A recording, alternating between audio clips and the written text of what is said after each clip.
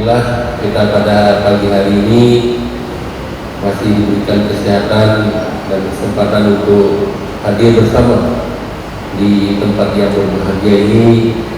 Sebenarnya hari ini memang hari ulang tahun pemerintah Kota Banda Aceh, tetapi hari ini kami ingin mengumumkan sebenarnya seluruh kegiatan dari ulang tahun pemerintah Kota Banda Aceh ke-819 tidak kita adakan.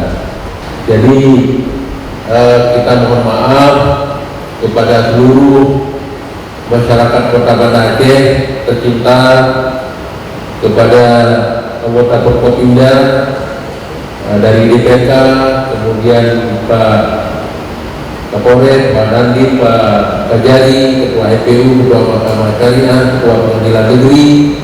Kami mohon maaf bahwa ini untuk kebersamaan kita. Ada yang harus kita lebih fokus, yaitu penanganan daripada COVID ini. Jadi maka supaya orang tidak bertanya-tanya, maka Bapak Ibu sebagai perwakilan nanti bisa menyampaikan bahwa kita memang tidak melaksanakan hari jadi Kota Banda Aceh ke-815.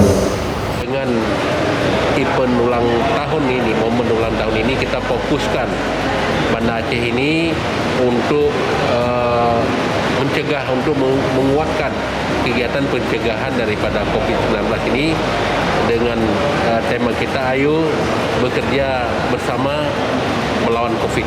Jadi walaupun kita dari awal tahun sudah menetapkan tema Banda Aceh adalah Banda Aceh kota kita, tapi karena situasi yang begini kita harus kita maklumi bersama, tidak mungkin Pemko melaksanakan kegiatan ulang tahun. Jadi saya berharap kepada masyarakat bersama pemerintah Kota Banda Aceh, ayo kita terus berupaya menghalau COVID di Kota Banda Aceh, memutuskan mata rantai dengan kita memakai masker, mencuci tangan, dan menjaga jarak setiap aktivitas yang kita laksanakan. Ini yang kita harapkan.